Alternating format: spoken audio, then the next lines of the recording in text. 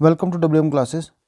देखो, मैं नहीं चाहता कि आप एग्ज़ाम में परसेंटेज के क्वेश्चन गलत करके आओ, क्योंकि ये सबसे आसान होते हैं क्वेश्चन अगर आपको कंसेप्ट पता है कि परसेंटेज होती क्या चीज़ है।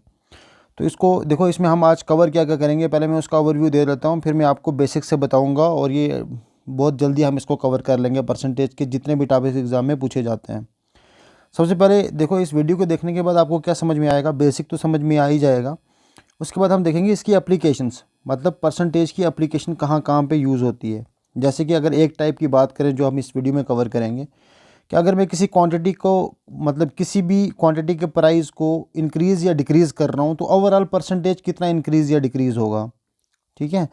या फिर मैं ऐसा बोल रहा हूँ कि मान लो कि मेरे पास कोई क्वांटिटी थी पेन, उसका रेट पहले 10% इंक्रीज़ हो गया, फिर 10% डिक्रीज़ हो गया, तो बताओ ओवरऑल डिक्रीज़ या इंक्रीज़ कितना हुआ। या मैं बोलूँ किसी, मेरे पास कोई क्वांटिटी थी, पहले उसका रेट जो था वो 15% इंक्रीज़ हुआ, फिर 12% इंक्रीज़ हुआ, फिर 15% इंक्रीज़ हो गया, तो बताओ ओवरऑल इंक्रीज़ कितना हुआ। एक तो है इसको अप्रोच करने का बेसिक तरीका। ठीक है, बेसिक मतलब अगर आपको बिल्कुल इसके बेसिक्स पता है तो आप कन्वेंशनल तरीके के थ्रू जाओगे, उसमें थोड़ा सा टाइम आपका चाहे ज़्यादा लगेगा, लेकिन आंसर बिल्कुल करेक्ट आएगा। ठीक है, तो उसमें अगर आपका एग्जामिनर क्वेश्चन को घुमा भी देगा तो आप आराम से उसको निकाल सकते हो। और दूसरा तरीका होता है कि हाँ, मुझे थोड़ा सा शॉर्टकट पता हो। शॉर्टकट मतलब इन द सेंस कि मुझे पता हो कि अच्छा इस टाइप का क्वेश्चन आएगा तो उसमें मुझे फटाफट ऐसे निकालना है। तो मैं दोनों चीज़ें आपको कवर करवाऊंगा इस वीडियो में। सबसे पहले बेसिक्स। ठीक है, बेसिक्स में क्या चीज़ कि आपको जिन्होंने नहीं पता ना, मतलब परसेंटेज के बारे में कुछ भी नहीं पता कि यार ये होता क्या है, कैसे होता है, क्यों करते हैं, कैसे करते हैं, उनके लिए बता रहा हूँ। ठीक है, और जिसको पता है अच्छी बात है, तो उसको रिवाइज हो जाएगा। सबसे पहली बात देखो, अगर आपको परसेंटेज सिंपल किसी नंबर की पूछी हुई है, जैसे मैं बोलूँ मुझे बताओ 30% का क्या मतलब होगा, मैंने सिर्फ 30 लिखा है ना यहाँ पे, तो इस यहाँ पे परसेंटेज का सिंपल ये मतलब, परसेंटेज को ऐसे डिनोट करते हैं। परसेंटेज का डायरेक्ट सिंपल इतना मतलब होता है, परसेंटेज को मतलब होता है 1/100, मतलब मल्टीप्लाई करना है आपको किससे, 1/100 से। मान लो मैं बोल रहा हूँ 40%, तो 40% की वैल्यू क्या होगी, तो 40% की वैल्यू होगी 40 इंटू 1/100। तो सिंपल कितना आ गया, 2/5। ठीक है, 2×2 = 4, 2×5 = 2/5 आ गया। ऐसे मान लो मैं बोल रहा हूँ 70%, तो 70% का सिंपल क्या मतलब है, 70/100। क्यों, क्योंकि 70 इंटू परसेंटेज का मतलब होता है 1/100 मल्टीप्लाई बाय 1/100। ठीक है, तो वो कितना आता है मेरा 70/100।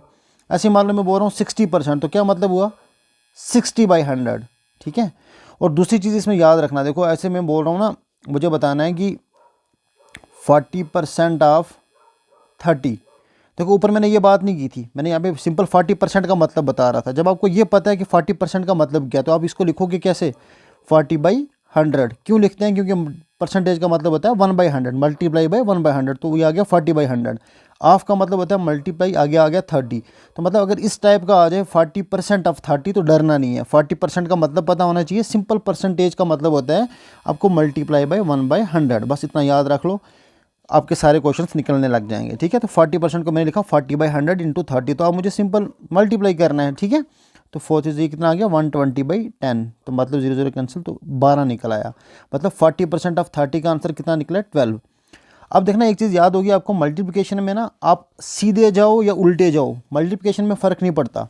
कहने का मतलब ये है कि अगर 40% ऑफ 30 बोल रहा हूँ मैं, या मैं बोलूँ 30% of 40, there is no difference between the two. ठीक है, ये दोनों सेम चीज़ें हैं। 40% ऑफ 30 भी वही चीज़ है, 30% ऑफ 40 भी सेम ही आंसर आएगा, आप निकाल के देख लो। ठीक है, क्योंकि बीच में मल्टीप्लाई है, इसलिए कोई फ़र्क नहीं पड़ रहा है। तो कई बार ना वो आपको कन्फ्यूज़ करने के लिए ऐसे बोलेंगे, जैसे मुझे बताओ 75% ऑफ 10 तो कितना होगा। तो अब सिंपल ये देख लो 10% ऑफ 75 कितना होगा। ठीक है, आई मेरी बात समझ में आ रही मैं क्या बोल रहा हूँ। तो आपको पहले तो ये परसेंटेज का मतलब पता होना चाहिए, परसेंटेज का क्या मतलब होता है। दूसरी चीज़ आपको क्या याद रखनी है, दूसरी चीज़ ये याद रखनी है कि अगर सिंपल नंबर दिया हुआ है, जैसे मैं बोल रहा हूँ 40%, तो इसका सिंपल इतना मतलब है, इस परसेंटेज का मतलब है 40 इंटू 1/100। इस परसेंटेज को कैसे लिखते हैं, 1 मल्टीप्लाई बाय 1/100। बस ये आपको याद हो गया। अब आते हैं हम सेकंड कंसेप्ट, तो इसका मतलब 93% का मतलब क्या हुआ, 93/100। अब मैं बोल रहा हूँ x as a percentage of y, क्या मतलब हुआ। जैसे हमें एग्ज़ाम होते थे हमारे बचपन में, जब हमें मार्क्स मिलते थे, तो मान लो किसी को मिले हैं 70/100। ठीक है, फिर दूसरे सब्जेक्ट में मिले हैं 30/100, वो तो फेल ही हो गया, 60/100। ठीक है, फिर आ गया हमारा 90/100 मान लो। तो अब हम पूछते थे कि हमारी परसेंटेज कितनी आई है, तो हम तीनों को ऐड करते थे। फिर टोटल करते थे, फिर परसेंटेज निकालते थे। वो जो परसेंटेज था ना उसका मतलब होता है ये x as a percentage of y. कहने का मतलब जैसे मान लो आपके मार्क्स आए हैं टोटल 360, किस में से 500 में से, तो ये फ्रैक्शन में है। ऊपर में ये बात कर रहा था नंबर की, तो नंबर की परसेंटेज ऐसे निकालते हैं, परसेंटेज का मतलब 1/100। अब मैं यहाँ बोल रहा हूँ x has a percentage of y, मतलब एक्स ऊपर है वाई नीचे है। एक्स वाई का मतलब सिंपल, इतना नहीं टेंशन लेना है। एक्स वाई का मतलब सिंपल ये है कि ऊपर 360 है, नीचे 500 है। X as a percentage of y मतलब इसको मैं ये बोल रहा हूँ कि यहाँ पे ये परसेंटेज है, 360/500 की परसेंटेज निकालनी है मुझे, तो क्या निकलेगी। तो याद रखना जब भी ऐसे फ्रैक्शन में कोई चीज़ होगी ना, मैं बोल रहा हूँ 4/10, 4/10, ठीक है, ऊपर 4 है नीचे 10, फ्रैक्शन में है ये 4/10, इसकी परसेंटेज निकालनी। तो कैसे निकालेंगे, 4/10, तब हम मल्टीप्लाई बाई 100 करते हैं ऑनली फ्रैक्शन के केस में, तो मुझे परसेंटेज पता चल जाती है वो कितनी है मेरी 40। आ गया ना, 40, इसको हम लिखते हैं 40%।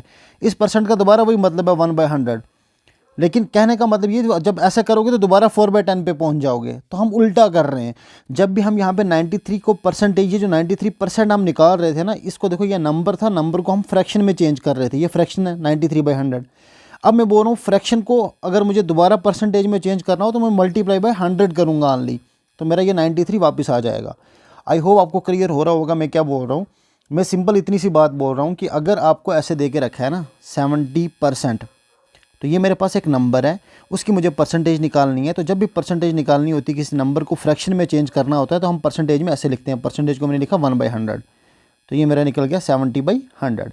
अब मैं बोल रहा हूँ उल्टा, मैं बोल रहा हूँ 70/100, मुझे बताओ इसकी परसेंटेज कितनी होगी। तो सिंपल क्या करना है, 70/100 इंटू 100, तो ये 70 निकल गया मेरा, मतलब उल्टा है, fraction into percentage, percentage into fraction. तो इसमें कन्फ्यूज़ कभी नहीं होना। जैसे अब मान लो आपके एग्जाम में मार्क्स आते थे 350/500, तो आप क्या करते थे, मल्टीप्लाई बाय 100 करोगे तो आपकी परसेंटेज निकल जाती थी। वो इसीलिए निकलती थी क्योंकि हम फ्रैक्शन को परसेंटेज में चेंज करते हैं जब, तो मल्टीप्लाई बाय 100 करते हैं। जब भी हम किसी नंबर को फ्रैक्शन में चेंज करने चाहेंगे तो हम मल्टीप्लाई बाय 1/100 करेंगे। परसेंटेज का सिंपल उतना सा मतलब है, ठीक है। तो x as a percentage of y भी आई होप आपको समझ में आ गया होगा। अगर नहीं आया तो जब हम क्वेश्चंस करेंगे ना, तो ये आपको कुछ भी नहीं लगेगा, ये बोलोगे कि क्या पढ़ाया था, ये तो इसका कोई फ़ायदा नहीं है। लेकिन मैं उन लोगों को पढ़ा रहा हूँ ये चीज़ जिनको बिल्कुल पता नहीं है कि ये हो क्या रहा है, ये परसेंटेज डर क्यों लगता है इतना इस परसेंटेज से। अब देखो मैंने नीचे क्या लिखा है, x% ऑफ वाई। कहने का मतलब क्या है, मैं पूछ रहा हूँ जैसे मैंने अभी बताया था 30% ऑफ 70, तो इसका मतलब वही है 70% ऑफ 30, तो जो मर्जी निकालो। तो इसमें कुछ नहीं करना, परसेंटेज का मतलब क्या हो गया 1/100, फिर ऑफ का मतलब होता है मल्टीप्लाई, आगे आगे 70, 0 0 कैंसिल करना है, 7 3 21 आंसर आ गया मेरा। अब ये वाली चीज़ें ना आपस में प्रैक्टिस करो, अगर फ्रेंड सर्कल है या फिर बहन भाई हैं उनके साथ, कि मुझे बताओ 40% ऑफ 200 कितना होगा, ठीक है। तो फिर ये ज़बानी करने की कोशिश करो ताकि 40% ऑफ 200 आप देख के निकालो, क्योंकि ये देख के भी निकल सकता है। वो कैसे निकलता है वो बता देता हूँ। देखो जब आप आपस में प्रैक्टिस करोगे ना तो फिर देखो कितना आसान हो जाता है, ताकि आप मतलब पेन का यूजेज हो ही ना आपको। जैसे मैं बोल रहा हूँ 30% ऑफ 300, तो आप देख के ही बता सकते हो कि यार इसका तो कितना होगा, 30% 90 होगा।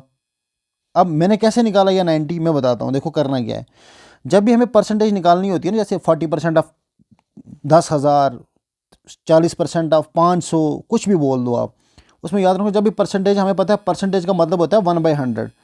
तो इसका मतलब अगर मुझे 2 0 ऊपर मिल जाए ना कहीं पे, तो वो इस 100 को कैंसिल कर देंगे। तो सिंपल याद रखना, जब भी ऐसी चीज़ हो ना तो 2 0 काट दो, बाकी मल्टीप्लाई कर लो। मतलब 30 को परसेंटेज को दफ़ा करो, ऑफ का मतलब मल्टीप्लाई होता है, तो 30 को 3 से मल्टीप्लाई किया, 90 आ गया। एग्जाम्पल के तौर पे बता रहा हूँ। देखो मैं बोल रहा हूँ मुझे बताओ 40% ऑफ 2000 कितना होगा, तो सिंपल 2 0 काट दो, बाकी मल्टीप्लाई कर लो। 4 2 0 कितने हो गए 800 आंसर आ गया मेरा। बाकी जो ज़ीरो थे वो आगे लगा दिए मैंने, ठीक है। मैं बोल रहा हूँ 4% ऑफ 200, तो कितना होगा 8 होगा। कैसे 8 होगा, ये 2 0 काट देने, 4 2 8 हो गया, ठीक है। तो मतलब आपस में जब प्रैक्टिस करोगे तो ऐसे बोलोगे मुझे बताओ 60% ऑफ 700 कितना होगा, तो ताकि आप देख के ही बता दो कि 7 6 42, इसका मतलब 420 होगा, क्योंकि 2 0 कट जाएंगे, पीछे 1 0 आ गया ये, और 7 6 42 होता है इसलिए, ठीक है। तो अब मतलब ज़बानी करने की कोशिश करो, फिर मैं बताऊंगा इसकी एप्लीकेशन में कैसे काम आएगी ये चीज़, ठीक है। तो वीडियो की लेंथ लंबी हो रही है क्योंकि ये बेसिक पे ही घुसा हुआ हूँ मैं। तो हमने ये देख लिया conversion of fraction into percentage, मतलब आपके पास फ्रैक्शन दे के रखी है, आपको परसेंटेज चेंज करना है। तो इसमें एक टेबल भी आता है, टेबल की याद रखने की ज़रूरत नहीं, आप जल्दी निकाल लो तो ज़्यादा बेटर। जैसे मान लो मैं बोल रहा हूँ 1/2 का क्या मतलब है, तो 1/2 ये मेरे पास फ्रैक्शन है, इसको मैं परसेंटेज में जब लिखना होगा 1/2 को, तो मैं इसको लिखूंगा 50%। 50% का मतलब 1/2 ही होता है ना। लेकिन क्यों होता है? वो इसलिए होता है क्योंकि जब मैंने बताया फ्रैक्शन को हम परसेंटेज में चेंज करते हैं, तो मैं 1/2 को किससे मल्टीप्लाई करूँगा? 100 से। तो 100 से मल्टीप्लाई किया तो 100/2 कितना आ गया मेरा? 50%। सिंपल सी बात है, ठीक है। अब मान लो मैं यहाँ पे बोल रहा हूँ 1/4, तो 1/4 का मतलब होता है 25%। लेकिन क्यों होता है? तो आपको सिंपल ये याद रखना, 1/4 को क्योंकि 100 से मल्टीप्लाई कर रहे हैं हम, ठीक है। तो वो कितना आ गया मेरा? 104 से डिवाइड करो तो 25% आ गया मेरा, ठीक है। ऐसे 1/2, 1/4, 1/8 ये पूरा टेबल है। अगर आप बोलो तो मैं बता दूंगा वो टेबल भी, नहीं तो आपको हर एक बुक में मिल भी जाता है। वो याद रखने की ज़रूरत भी नहीं, एग्जाम में भूल जाओगे जनरली, ठीक है। लेकिन कुछ एक याद भी होने चाहिए, जैसे 1/10 का मतलब क्या होगा? 10% होगा। वो कैसे निकाल सकते हो? एकदम से मल्टीप्लाई बाय 100 ही करना है, सिंपल, तो 10% निकल जाएगा, ठीक है। मैं इस पे फोकस नहीं करूँगा ज़्यादा कि आपको ये टेबल याद हो जाए, क्योंकि इसी पे लगे रहोगे तो क्वेश्चन कैसे करोगे। तो अब हम आते हैं इसकी एप्लीकेशंस पे। एप्लीकेशन का मेरा मतलब ये है कि एग्ज़ाम में जो क्वेश्चन आते हैं ना, वो हमारे निकलने चाहिए। मेन मकसद हमारा वही है ना। तो मैं आपको बता रहा हूँ कि जो परसेंटेज की एप्लीकेशन पे जो पहली टाइप आती है ना, जिस पे ज़्यादातर क्वेश्चन फंसते हैं, वो सिंपल ये होती है कि जैसे वो बोलेंगे किसी आर्टिकल का प्राइस जो है पहले वो इंक्रीज़ हुआ है, फिर वो डिक्रीज़ हुआ है, ठीक है। अब बताओ कि जब रिजल्टेंट चेंज कितना होगा परसेंटेज में। जैसे एग्जांपल के तौर पे मैं बात कर रहा हूँ, किसी चीज़ का कास्ट थी 100 रुपीज़, पहले उसमें 10% इंक्रीज़ हुआ, फिर उसमें 10% डिक्रीज़ हुआ। अब बताओ मेरे पास इस 100 रुपये में से कितने रुपए बचे हुए हैं? पहले मैं ये समझाता हूँ, फिर आपको समझ में आएगा मैं क्या बोलना चाह रहा हूँ। मैं आपको ये बोल रहा हूँ कि आपके पास मान लो 100 रुपये थे, ठीक है। जब एग्ज़ाम में कुछ नहीं दिया होता ना पेपर में, तो सबसे पहले आपको लेट ही करना होता है आपने से कि आपके पास 100 रुपये हैं। 100 ही बेटर रहता है, वरना मैं बताऊंगा क्या तरीका होता है ये नंबर ढूंढने का भी। तो 100 मान लिया, मेरे पास 100 रुपये थे। फिर क्या हुआ कि मुझे क्वेश्चन में दिया हुआ था कि मैंने 20%, पहले मेरे पास ये जो अमाउंट था ये इंक्रीज़ हुआ किसी वजह से, मैंने स्टॉक मार्केट में डाला था, 20% इंक्रीज़ हो गया। फिर मैंने देखा ये 10% डिक्रीज़ हो गया, ठीक है। अब बताओ मुझे कि मेरे पास जो पैसे बचे हुए हैं वो कितने हैं। तो आपको निकालना कैसे होता है ये? सबसे पहले देखो मैंने क्या बोला, 20% इंक्रीज़, तो मतलब 20% ऑफ 100। जो मैंने अभी बोला कि घर में प्रैक्टिस करो, तो 20% ऑफ इसका मतलब 20 ही है, सिंपल। कैसे? ये 2 ज़ीरो हटा दो, 20 बचा पीछे। अभी मैंने बताया ना कैसे करना होता है। मान लो मैं 20 की जगह यहाँ पे मैंने 25% लिखा हुआ होता, तो 25 ही आ जाता। अब मान लो मैंने 100 की जगह, ये देखो एक समझने के लिए मैं बता रहा हूँ। देखो आपके पास था कितना, मान लो 120 रुपये थे, ठीक है। कितने थे? मैं थोड़ा डिफिकल्ट बनाने की कोशिश कर रहा हूँ ताकि आपको अच्छे से समझ में आए। उसमें पहले 10% इंक्रीज़ हुआ, मैंने ये लिखा। फिर उसमें 20% डिक्रीज़ हुआ, या फिर पहले मैं ये समझाता हूँ, 10% डिक्रीज़ हुआ। फिर उसमें पहले इंक्रीज़ भी कितना हुआ था? 10%। डिक्रीज़ कितना हुआ? वो भी 10% है। जब ये इंक्रीज़ इन परसेंटेज और डिक्रीज़ इन परसेंटेज सेम रहे, तब ये एक अलग केस बनता है। वैसे ये सब का एक ही मेथड है, इसमें कोई केसेस बनाने की ज़रूरत नहीं है, लेकिन मैं आपको शॉर्टकट के लिए बता रहा हूँ कि जब भी परसेंटेज इंक्रीज़ भी सेम हो और परसेंटेज डिक्रीज़ भी सेम हो, कि पहले 120 रुपया था, 10% इंक्रीज़ हुए, फिर 10% डिक्रीज़ हुए, बताओ ओवरऑल क्या होगा। तो याद रखना, जब भी सेम परसेंटेज होती है ना, तो ओवरऑल आपके पास डिक्रीज़ ही होगा। मैं अभी बताता हूँ कैसे। आपके पास 120 रुपये थे, 10% इंक्रीज़ हुआ, निकालो ज़रा 10% कितने होंगे, आपको मुश्किल हो जाएगा। पहले मैं 100 बनाता हूँ इसको, ठीक है। 100 रुपये थे, 10% इंक्रीज़ हुए, मतलब आपके पास अब पैसे कितने बन गए? 110 रुपये बन गए। पहले 100 थे ना, 10% कितना होता है 100 का?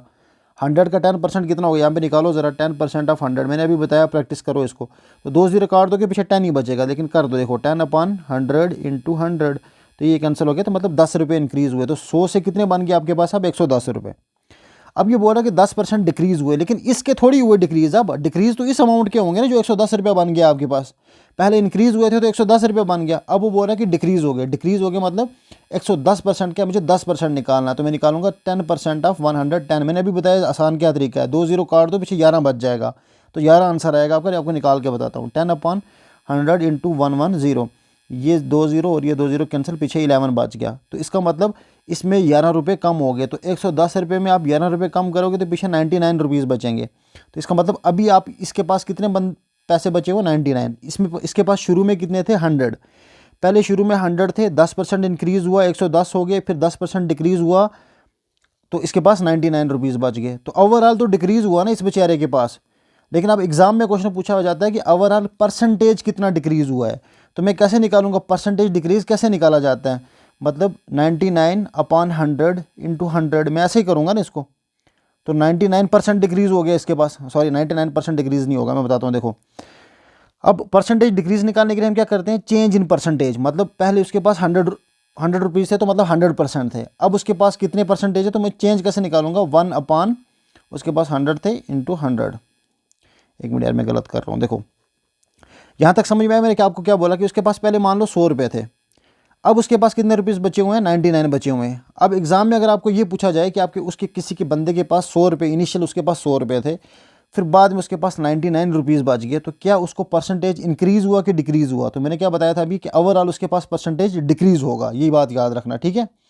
अगर ये याद आ गया तो टोटल परसेंटेज कितना डिक्रीज़ हुआ, अगर 100 रुपये थे अब 99, तो मतलब 1% डिक्रीज़ हुआ है उसका, पहले 100 रुपये थे अब 99, तो 1% ही बचा ना पीछे, ठीक है। तो अब मैं आपको बताता हूँ इसका शॉर्टकट तरीका। तो हम पहली जो मैं एप्लीकेशन आपको बता रहा था वो यही थी, पर देखो मेरे यहाँ पे लिखा है इंक्रीज़ और डिक्रीज़ ऑफ ए क्वांटिटी, मतलब आपके पास किसी क्वांटिटी में या तो इंक्रीज़ हो रहा है या डिक्रीज़ हो रहा है, तो उसको कैसे डील करोगे। तो पहली टाइप मैं आपको बता रहा हूँ कि जब आपके पास, जैसे ये मैं बोल रहा हूँ, price of a good is increase by 20%, then it is decrease by 20%, find the percentage increase या डिक्रीज। मतलब मुझे ये बताओ किसी बंदे के पास कोई भी, मतलब कोई गुड था, उसकी प्राइस जो है वो इंक्रीज़ हुई पहले 20%, तो मुझे नहीं पता वो गुड कौन सा था, उसकी मुझे सिंपल क्या दे के रखा है, परसेंटेज दे के रखा है, परसेंटेज इंक्रीज़, यहाँ पे परसेंटेज डिक्रीज़ दे के रखी है। फिर उसने बोला है कि मुझे ये बताओ ओवरऑल परसेंटेज इंक्रीज़ होगी कि डिक्रीज़ होगी, अगर इस टाइप का क्वेश्चन है, ठीक है। तो एक तरीका आपके पास कन्वेंशनल तरीका क्या है, जो मैंने अभी आपको ऊपर समझाया। आप मान लो कि उसके पास 100 रुपये थे, फिर क्या हुआ, 20% इंक्रीज़ हो गया, मतलब 120 हो गए, फिर 20% डिक्रीज़ हुआ, लेकिन किसका, 120 का 20%, तो निकालो ना 20% ऑफ 120 कितना होगा, 12 दूने 24 रुपये, तो 120 में से 24 निकाले, बाकी कितने बच के पीछे, बाकी बच के मेरे पास 96 रुपीज़। अब मुझे ये बताओ इसके पास 100 रुपये थे, अब इसके पास 96 रुपये बचे हैं, तो इसका मतलब 4% डिक्रीज़ हो गया ना उसके पास।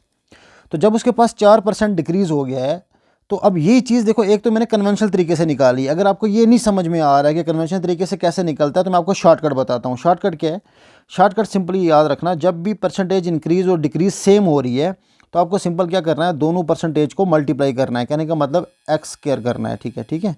जो भी एक्स आपको दे के रखा है, देखो यहाँ पे भी सेम है ना, 20 है दोनों जगह, इसलिए मैं एक्स मान रहा हूँ उसको, तो आपको उसको स्क्वायर करना है, एक्स स्क्वायर, फिर नीचे करना है डिवाइडेड बाय 100, इतनी परसेंट आपका आंसर होगा। सिंपल सी बात है, वो करने की ज़रूरत नहीं कि 100 माना, फिर उसमें 20% इंक्रीज़ निकालोगे, फिर 20% डिक्रीज़ निकालोगे, वो निकाल सकते हो, वो कन्वेंशनल तरीका है, वो आना भी चाहिए आपको।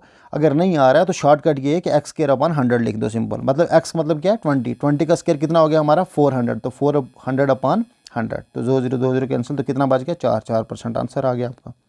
अब एक क्वेश्चन करो, मैं बोल रहा हूँ कि मेरे पास कोई आइटम थी 30%, पहले उसका रेट इंक्रीज़ हुआ, फिर 30% डिक्रीज़ हुआ, बताओ ओवरऑल डिक्रीज़ कितना होगा। तो सिंपल क्या करना है, इस 30 का स्क्वायर करना है, डिवाइडेड बाय 100 कर देना है, आंसर आ जाएगा आपका। 30 का स्क्वायर मतलब 900, नीचे आ गया 100, 20 कैंसिल, पीछे आ गया, इसका मतलब 9% आंसर आ गया आपका, ठीक है। तो आप इस टाइप का क्वेश्चन अगर एग्जाम में आए और आप गलत करके आओ, तो फिर मैं आपको क्या ही बोल सकता हूँ, ठीक है। तो ये पहली वाली टाइप आपको समझ में आ गई होगी। इसमें क्या है कि परसेंटेज इंक्रीज़ और डिक्रीज़ सेम है, लेकिन क्वेश्चन में ज़रूरी नहीं है कि वो सेम दे, अगर सेम दे देगा तो आपके भाग खुल गए, अगर नहीं देगा तब भी भाग खुले हुए हैं। आप देखो, मैं आपको बताता हूँ, ये देखो ये क्वेश्चन क्या बोल रहा है। अब मैं सेकंड टाइप उधर बताने के बजाय सब सीधे आपको क्वेश्चंस पे ही बताऊंगा। यहाँ पे देखो सेकंड टाइप इसकी क्या है कि अगर कोई आइटम जो है ना, उसका प्राइस जो है वो x% इंक्रीज़ हुआ है पहले, फिर x% डिक्रीज़ हुआ, ये वाला मैंने आपको बता दिया कि ओवरऑल डिक्रीज़ कितना होगा। अब दूसरा केस क्या है कि अगर कोई क्वांटिटी x% पहले उसका प्राइस इंक्रीज़ हो रहा है, फिर डिक्रीज़ हो रहा है लेकिन y%, मतलब अब परसेंटेज चेंज हो गई है, इंक्रीज़ तो x से हुआ लेकिन डिक्रीज़ किसी और से हुआ, तो ओवरऑल परसेंटेज चेंज। तो इसका कन्वेंशनल मेथड तो वही है, आप पहले 100 मान लो फिर वैसे करो तो बेस्ट है वो, लेकिन आप अगर डायरेक्ट करना चाह रहे हो तो वो भी समझा देता हूँ मैं। अब यहाँ पे मैंने क्या बोला है, इंक्रीज़ और decrease by x%, then increase और डिक्रीज़ बाय y%, तो बताओ परसेंटेज चेंज क्या होगा। तो मतलब जितनी भी टाइप्स के क्वेश्चन है ना, वो मैं आपको सब बताने जा रहा हूँ। इसमें आपको सिर्फ एक ही फार्मूला याद रखना है, ये आ गया सेम के लिए, लेकिन अगर अलग अलग होंगे ना तो उसके लिए एक फार्मूला याद रखो, बस उसमें साइन का चक्कर है, वो मैं समझा देता हूँ। पहले आपको फार्मूला दिखाता हूँ, फार्मूला क्या है। अब आपको या तो वो परसेंटेज बोलेगा कि x% इंक्रीज़ हुआ, मतलब 20% इंक्रीज़ हुआ है, 30% डिक्रीज़ हुआ, तो आपके पास दो नंबर मिल गए। अगर मैं बोल रहा हूँ 20% इंक्रीज़ हुआ, 30% डिक्रीज़ हुआ, या मैं बोल रहा हूँ 20% इंक्रीज़ हुआ फिर 30% इंक्रीज़ हुआ, या मैं ऐसा बोल रहा हूँ कि पहले 20% डिक्रीज़ हुआ फिर 30% इंक्रीज़ हुआ, ऐसा भी हो सकता है। अब मैं बोल रहा हूँ 20% डिक्रीज़ हुआ फिर 20% डिक्रीज़ हुआ, ऐसा भी हो सकता है। तो मतलब ये इंक्रीज़ डिक्रीज़ तो आपके पास बहुत सारे केसेस बन सकते हैं, लेकिन सब केसेस के लिए आपके पास सेम फार्मूला है। फार्मूला क्या है वो बता रहा हूँ। देखो, आपको सबसे पहले क्या करना है, जो आपके पास एक परसेंटेज दे के रखी है उसको मैं x मान रहा हूँ, जो दूसरी परसेंटेज है मैं उसको y मान रहा हूँ, तो x + y लिख दिया मैंने फ़िलहाल, ठीक है।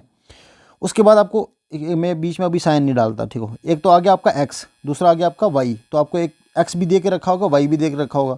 फिर आप इन दोनों को मल्टीप्लाई करोगे और डिवाइडेड बाय 100 करोगे, जैसे हम ऊपर करते थे ना x²/100। यहाँ पे दोनों को मैं x, क्योंकि यहाँ पे दूसरी टर्म y है तो इसलिए मैं x × y/100 कर रहा हूँ, लेकिन मेरे पास ये x और y भी हैं। अब देखो, सुनो मेरी बात अच्छी ध्यान से सुनना। अगर मैं आपसे ये बोल रहा हूँ कि अगर अमाउंट पहले शुरू में इंक्रीज़ हो रही है तो आपको इस x जो मैं बोल रहा हूँ ना, आपको वो पहले वाला ये x ही मान के चलना है। जो मैंने बोला इंक्रीज़ हो रही है तो इसको पॉजिटिव मान लो। फिर मैं बोल रहा हूँ दूसरी भी इंक्रीज़ हो रही है तो इसको भी पॉजिटिव मान लो, ठीक है।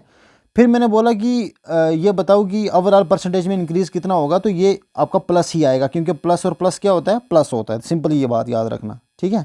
अब मैं केस दिखाता हूँ। मान लो मैं बोल रहा हूँ कि मेरे पास कोई अमाउंट था, वो पहले डिक्रीज़ हुआ, तो आपको क्या करना है, इस x के पीछे क्या करना है, नेगेटिव लिखना है, मतलब -x आ जाएगा। फिर मैं बोल रहा हूँ वो दोबारा डिक्रीज़ हुआ, ठीक है, किसी और परसेंटेज से, तो मैंने लिखा -y, इसके पीछे भी मैंने माइनस लिख दिया, -x -y। लेकिन आगे मैं क्या लिखूंगा, +xy/100। अब आप पूछोगे यहाँ पे प्लस क्यों लिखा मैंने, क्योंकि ये माइनस और माइनस क्या होते हैं, प्लस होते हैं, तो ऐसे याद रख लो, ये माइनस माइनस प्लस आ गए। उसके बाद तीसरा केस आएगा हमारे पास कुछ इस टाइप का कि मान लो वो बोलेगा पहले मेरे पास क्वांटिटी इंक्रीज़ हो रही है तो मैं प्लस लिखूंगा, फिर वो बोलेगा मेरे पास क्वांटिटी डिक्रीज़ हो रही है तो मैं माइनस लिखूंगा। अब देखो, प्लस और माइनस क्या होता है, माइनस, तो यहाँ पे क्या आ जाएगा, xy/100। तो ये 3 केस के मेरे पास फार्मूले बनते हैं, लेकिन फार्मूला असल में एक ही है, सिर्फ आपको क्वेश्चन की लैंग्वेज समझनी है। अगर वो बोलेगा कि मेरे पास क्वांटिटी पहले इंक्रीज़ हो रही है तो आपको x को पॉजिटिव मान लेना है। अगर वो बोलेगा कि शुरू की क्वांटिटी मेरी डिक्रीज़ हो रही है तो आपको x को नेगेटिव मान लेना है। अब सेकंड देखो, या तो इंक्रीज़ होगा जैसे इस केस में है, या तो वो डिक्रीज़ होगा, मतलब पहले भी डिक्रीज़ हो रही है फिर डिक्रीज़ हो रही है, तो ये वाला केस आ जाएगा, ये वाला फार्मूला यूज़ होगा। या फिर वो ऐसे बोलेगा कि पहले इंक्रीज़ हो रही है फिर डिक्रीज़ हो रही है, तो ये वाला केस, और इसके बगैर आपके पास और कोई केस बनेगा नहीं, ठीक है। इंक्रीज़ डिक्रीज़ का होगा तो वो हमने लिख लिया, डिक्रीज़ इंक्रीज़ का होगा तो पहले माइनस आ जाएगा फिर प्लस आ जाएगा, मतलब डिक्रीज़ इंक्रीज़, लेकिन प्लस माइनस माइनस होता तो आगे xy/100 आ जाएगा। तो कहने का मतलब यही केस आपके पास बनेंगे ऊपर नीचे घूम के। अब हम देखो क्वेश्चंस पे आते हैं सीधे, और ये वाला फार्मूला वहाँ पे अप्लाई करके देखेंगे। फार्मूला खुद बनाएंगे, याद करने की ज़रूरत नहीं है, फार्मूले को मैंने बता दिया, इसमें है ही कुछ नहीं है। आपको या तो इंक्रीज़ दे के रखा होगा या डिक्रीज़ दे के रखा होगा। एक तरीका है कन्वेंशनल, आप बोलो तो मैं पहले कन्वेंशनल तरीके से बताता हूँ। देखो ये क्या बोल रहा है क्वेश्चन में, ये बोल रहा है price of an article is increase bye 25%। मान लो आपके पास 100 रुपीज़ थे, उसने बोला इसमें 25% इंक्रीज़ हुआ है, यही बोल रहा है ना वो, 20 इंक्रीज बाय 25%। तो जब 25% इंक्रीज़ हुआ तो अब ये मेरे पास आइटम कितनी बन गई, 25% ऑफ 100 निकालो तो आ जाएगा आपका 25, निकाल कर देख लेना, ठीक है। 25 आ गया, तो 25 आ गया, लेकिन टोटल कितना बन गया आपके पास, 125 बन गया ना, पहले अगर 100 था तो 125 बन गया जब 25% इंक्रीज़ हुआ। अब हो रहा है देन डिक्रीज बाय 20%, तो इसका मतलब इसका 20% निकालना है मुझे, किसका, 125 का। तो मैंने अभी बताया था सिंपल क्या करना है आपको, 2 जीरो, इसमें 2 जीरो है नहीं है तो मल्टीप्लाई ही करना पड़ेगा। 125 × 250 हो जाएगा, 250 तो 0 0 2 कैंसिल हो जाएंगे तो 25 बच जाएगा। तो 25 और 25 आ गया आपके पास, ये डिक्रीज़ हुआ है ना, तो दोबारा आपके पास 100 रुपीज़ पे पहुंच गई ये बात, जब 20% डिक्रीज़ हुआ है। तो अब ये बोल रहा है कि find the resultant change in the price of an article. अब बताओ उसके प्राइस में कुछ चेंज हुआ है, तो 0% ही चेंज है मेरे हिसाब से, कुछ चेंज ही नहीं हुआ है, तो ये नन ऑफ दिस में आंसर आ जाएगा। ये है कन्वेंशनल तरीका निकालने का। अब मैं आपको बताता हूँ फार्मूले के बेसिस पे ये क्वेश्चन कैसे निकलेगा। इसने क्या बोला पहले, article of price of an article is increase, तो मतलब एक्स पहले क्या उसने बोला, एक्स आपका इंक्रीज कर रहा है 25%, तो मैं लिखूंगा प्लस में 25%, ठीक है। फिर मुझे क्या लिखना है, देन डिक्रीज बाय 25%, तो मतलब -20% आ गया मेरा, ये डिक्रीज था ना, यहाँ पे डिक्रीज होगा तो माइनस आ जाएगा, इंक्रीज होगा तो प्लस आ जाएगा, तो प्लस का 25 -20। अब मुझे बताओ आगे प्लस आएगा कि माइनस आएगा, एक प्लस है एक माइनस है, तो प्लस माइनस माइनस, इसका मतलब यहाँ पे माइनस आएगा। अब मुझे आगे क्या करना होता था, दोनों को मल्टीप्लाई, मतलब 25 × 20 डिवाइडेड बाय 100, ठीक है। तो मेरे पास कितना आ गया, 25 -20 -25 × 2 हो गया मेरे पास, 5 दूने 50, 500 अपॉन 100, 500 अपॉन 100, 2 0 2 0 कैंसिल हो गया तो -5 बच गया। अब देखो 25 में से 20 निकाले, कितने बच गए, 5, 5 में से 5 बाकी कितने आ गए, 0। तो कितना आंसर आया मेरा, 0%। यहाँ पे दे के नहीं रखा हुआ था, नन ऑफ दीज, इसका तो 0% हमने अभी भी कन्वेंशन तरीके से भी निकाला तो 0% आया था। अब ये वाला क्वेश्चन करो, ये बोल रहा है price of a pen is decrease by 30%, decrease मतलब -30, सिंपल ऐसे याद रखो, ठीक है। देन इंक्रीज, इंक्रीज मतलब प्लस आ गया बाय 20, फिर इसने बोला देन फाइंड द रिजल्टेंट। उसके बाद देखो ये माइनस है ये प्लस है तो आगे माइनस आएगा, प्लस माइनस माइनस, तो लेकिन करना क्या होता है आगे दोनों को मल्टीप्लाई, 30 × 20/100, तो -30 + 20 कितने हो गए -10, आगे क्या आ गया -30 × 20 करते हैं कितना आ जाएगा मेरा 60, ये 2 0 2 0 कैंसिल हो जाएंगे, 3 2 ज़र 6 आ गया, तो ये मेरे पास ओवरऑल कितना आ गया -16, तो इसका मतलब 16% डिक्रीज़ हुआ है, क्या हुआ है 16% डिक्रीज़ हुआ, तो वही पूछा था उसने चेंज परसेंटेज कितना होगा, ठीक है। यहाँ पे इसने बोला कि पहले डिक्रीज़ हुई 30% फिर इंक्रीज़ हुई, तो ओवरऑल 16% डिक्रीज़ हो गई है, ठीक है। तो अब दूसरा तरीका भी था कन्वेंशनल तरीका आपका, लेकिन उसमें थोड़ा सा कई बार टाइम कंज्यूमिंग हो जाता है, ये शॉर्टकट है बिल्कुल ही। देखो आप ये बोल रहा है price of a car is increase by 10%, increase बोला है तो मतलब +10, then it is increase by 10%, फिर ये बोल रहा है कि दोबारा से 10% आ गया तो मैंने फिर +10 लिखा, अब ये भी प्लस है ये भी प्लस है तो आगे भी प्लस ही आएगा, 10 × 10/100, ये 100 10 10 100 कैंसिल हो गया, तो ये कितना आ गया 10 और 10 कितना आ गया मेरा 20, 20 + 1 ये भी है ना, तो कितना आ गया 21%, तो ये मेरा आंसर आ गया। तो ओवरऑल परसेंटेज चेंज कितना हुआ 21%, ये पॉजिटिव का मतलब हो गया इंक्रीज़ हो रहा है, अगर माइनस में आ जाएगा तो डिक्रीज़ हो रहा होगा।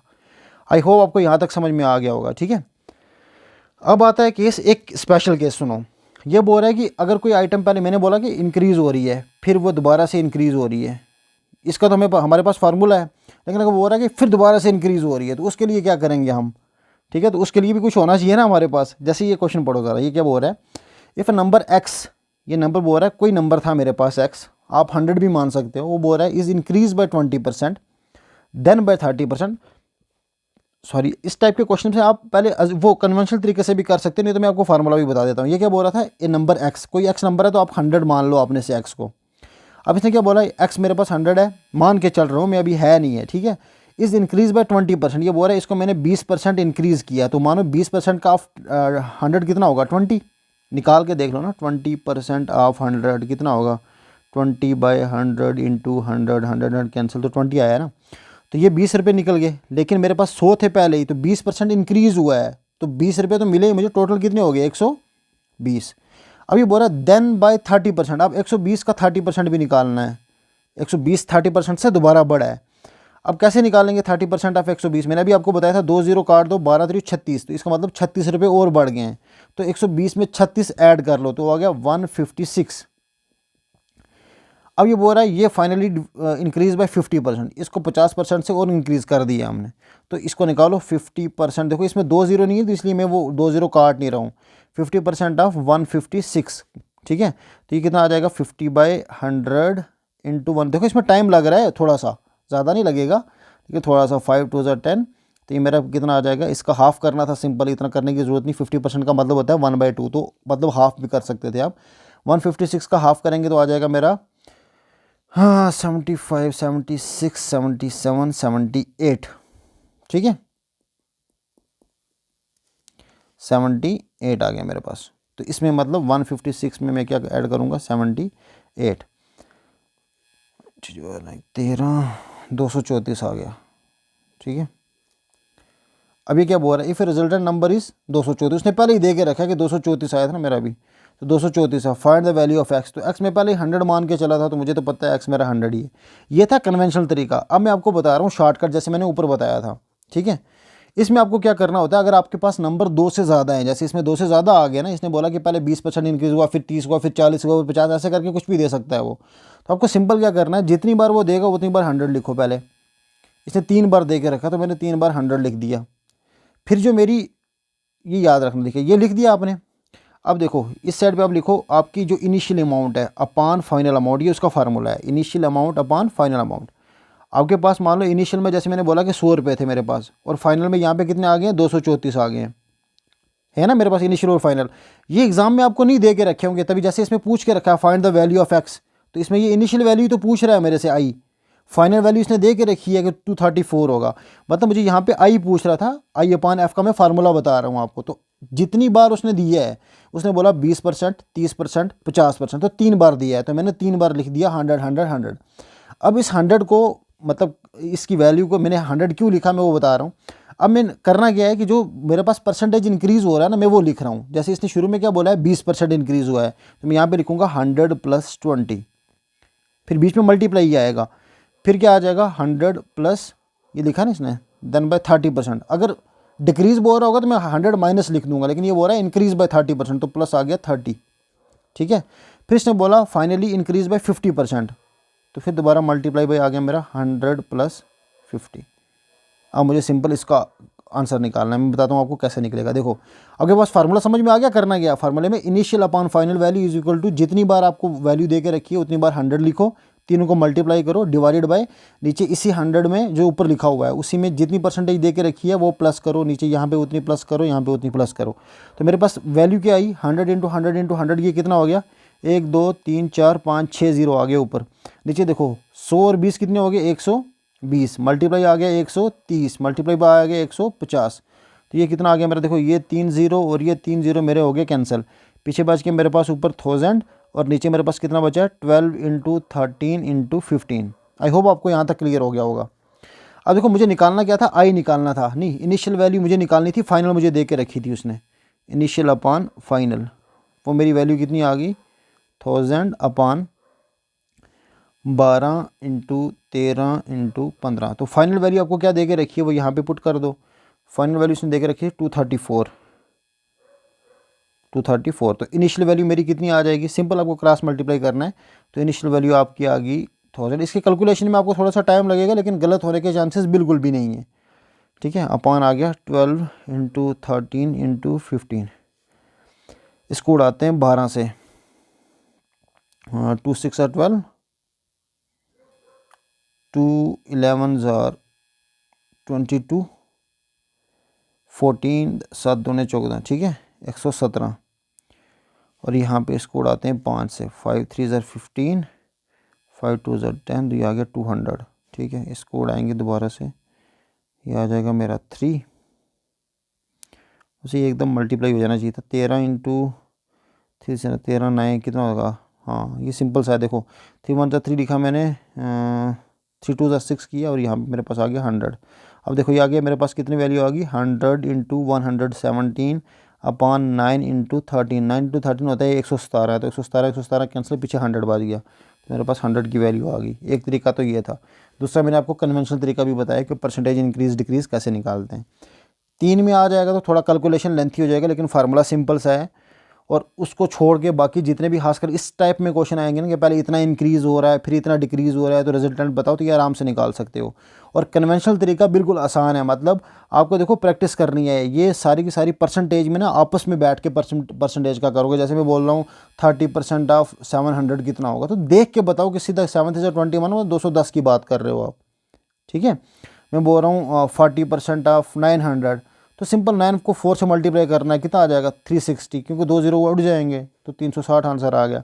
तो ऐसे आपको पता होना चाहिए कितना परसेंट ऑफ कितना कैसे निकालते हैं। सिंपल मल्टीप्लाई करना है, 2 0 उड़ा देना है, तो इससे आपकी परसेंटेज इंक्रीज़ हो जाएगी। मतलब ये इसमें बहुत आसानी होगी आपको। ठीक है, मैंने यहाँ पे असल में आपको सिर्फ एक टाइप ऑफ फिलहाल कवर करवाई है परसेंटेज की, जिसमें आपको क्वेश्चन आ सकते हैं इंक्रीज़ या डिक्रीज़ में, कि मान लो कि पहले क्वांटिटी इंक्रीज़ हो रही थी फिर डिक्रीज़ हो रही थी। मैंने अभी बताया ना इंक्रीज़ या डिक्रीज़ ऑफ ए क्वांटिटी, इसमें हमने ये सारी टाइप की हैं। देखो पहले इंक्रीज़ हो रहा था एक्स में, फिर डिक्रीज़ हुआ वाई में, मतलब पहले 20% फिर 30% डिक्रीज़ हुआ। तो जितना मर्जी परसेंटेज इंक्रीज़ होगा डिक्रीज़ होगा। मान लो मैं आपको एक एग्जांपल देता हूँ लास्ट में जाते जाते, कि मेरे पास एक बुक थी जिसका प्राइस पहले 10% इंक्रीज़ हुआ, तो मैंने लिखा +10। फिर मैं बोल रहा हूँ कि उसका प्राइस फिर 30% डिक्रीज़ हो गया किसी वजह से, तो मैंने लिखा -30। अब मुझे बताओ आगे क्या आएगा फार्मूले में, प्लस माइनस क्या हो गया माइनस, यहाँ पे माइनस आ जाएगा। 30 इंटू 10 कितना हो गया 300 अपॉन 100, ये 0 0 कैंसिल हो गया तो 3 बच गया। मतलब प्लस का 10 माइनस का 30 और -3, ये कितना हो गया 10 - 33, मतलब -23। ओवरऑल 23% डिक्रीज़ हुआ है उसमें। ठीक है, ऐसे निकाला जाता है, ये सिंपल तरीका है इसका। तो आप जिस टाइप का मर्जी आपको क्वेश्चन आए, को ओवरऑल परसेंटेज जिसमें निकालनी हो तो आप आराम से देख के निकाल सकते हो। ठीक है, तो अगर आप पहले से क्वांटिटी किसी की दे के रखिए, हम उस टाइप के क्वेश्चन भी करेंगे। जब आपको ये आ गया ना तो फिर आपको सब कुछ आ जाएगा। ठीक है, तो ये बिल्कुल सिंपल वाले क्वेश्चन हैं ये। आई होप आपको ये वाला टॉपिक समझ में आ गया होगा। अगर ये आपको समझ में आ गया तो इसके बाद जो हम नेक्स्ट टॉपिक करेंगे ना, तो वो हमारे पास असल में इसमें बहुत सारी टाइप्स हैं। जैसे ये भी आ सकती है इनकम एक्सपेंडिचर के बेसिस पे भी। जैसे वो बोल रहे हैं कि किसी आर्टिकल की कास्ट पे से पहले इंक्रीज़ या डिक्रीज़ हुई है 20% 10% किसी से भी। जैसे मान लो आलू इंक्रीज़ हो गया, भाई आलू की प्राइस इंक्रीज़ होगी 15% से। अब वो बोल रहे हैं then how much to increase और decrease the consumption so that the expenditure remain the same. अब वो पूछेंगे बताओ कि जो मैं खाने में यूज़ कर रहा था ना आलू, मुझे अपनी कंजप्शन कितनी % इंक्रीज़ या डिक्रीज़ करनी है ताकि मेरा एक्सपेंडिचर जो है वो सेम रहे। मेरे पास 200 रुपये हैं तो मेरे पास 200 रुपये ही हैं खर्च करने के लिए। मान लो आलू की प्राइस इंक्रीज़ होगी है तो मुझे अपनी कंजप्शन डिक्रीज़ करनी पड़ेगी। तो मान लो ये बोल रहा हूँ कि 10% अगर आलू की प्राइस इंक्रीज़ हुई है तो मुझे अपनी परसेंटेज कितनी डिक्रीज़ करनी पड़ेगी कंजम्पशन की ताकि मेरा एक्सपेंडिचर सेम रहे, 200 का 200 ही रहे। इस टाइप के क्वेश्चन भी हम कल डिस्कस करेंगे, ठीक है। फिर पॉपुलेशन के बेसिस पे भी आ सकते हैं कि किसी टाउन की पॉपुलेशन मान लो कुछ है लाख है, ठीक है। फिर वो बोलेंगे कि जो रेट है वहाँ की पॉपुलेशन का इंक्रीज़ होने का वो है 3%। तो बताओ 7 साल के बाद वहाँ की पॉपुलेशन कितनी होगी। तो इस टाइप के क्वेश्चन हम आराम से कल डिस्कस करेंगे। फिर एग्जामिनेशन मार्क्स के बेसिस पे भी क्वेश्चन आते हैं कि पहले मतलब पास होने की जो परसेंटेज है किसी एग्ज़ाम में वो मान लो रखी हुई है उन्होंने 40% पे हम पास करेंगे। तो A% मतलब 40% दे के रखा है। और मान लो कि एक कैंडिडेट है जिसने 43 मार्क्स सिक्योर किए हैं, ठीक है, और वो फेल हो गया है कितने से, बाय 7 मार्क्स से। उसने 43 मार्क्स लिए हैं लेकिन 7 मार्क्स से वो फेल हो गया है, ठीक है। तो बताओ मैक्सिमम मार्क्स कितने होंगे अगर 40% वो रखी हुई है। तो ये सिंपल से क्वेश्चन हैं। एक तो कन्वेंशनल तरीका देखेंगे, दूसरे अगर किसी को नहीं याद रहते हैं कन्वेंशनल तरीके नहीं समझ में आते हैं तो उसके लिए फार्मूलेज में साथ साथ में बताता रहूँगा, ठीक है। उसके बाद ये ज्योमेट्रिकल फिगर्स के बेसिस पे भी क्वेश्चन आते हैं कि किसी भी साइड का, जैसे ट्रायंगल है या फिर स्क्वायर है, रोम्बस है या फिर रेडियस है किसका, सर्कल का, वो इंक्रीज़ हो रहा है बाई परसेंटेज ऑफ एक्स, ठीक है। तो बताओ उसका ओवरऑल एरिया कितना इंक्रीज़ या डिक्रीज़ होगा, ठीक है। रेक्टेंगल का, इस टाइप के क्वेश्चंस भी जनरली हम कल इसको डिस्कस कर लेंगे। और एक आता है मिसलिनियस क्वेश्चन, इसको हम बाद में डिस्कस करेंगे। ये सिर्फ कन्वेंशनल तरीके से ही निकलते हैं जिनमें फार्मूले नहीं लगते हैं, ठीक है। तो आप यहाँ तक जब पहुँचोगे तो आपको मैं कन्वेंशनल प्लस फार्मूले दोनों समझा दूंगा, तो आपको कन्वेंशनल में थोड़ा सा होल्ड हो जाएगा। फिर हम ये वाले क्वेश्चंस पकड़ेंगे जिससे आपको इसमें अच्छे से क्वेश्चन समझ में आएंगे, ठीक है। आई होप आपको ये समझ में आया होगा। मुझे बीच में थोड़ा सा टाइम गैप असल में नहीं मैं टाइम दे सका, लेकिन मैं बहुत जल्दी आपका सिलेबस ये कवर करवा दूँगा। So keep sharing, keep learning, keep subscribing. Thank you so much, bye bye.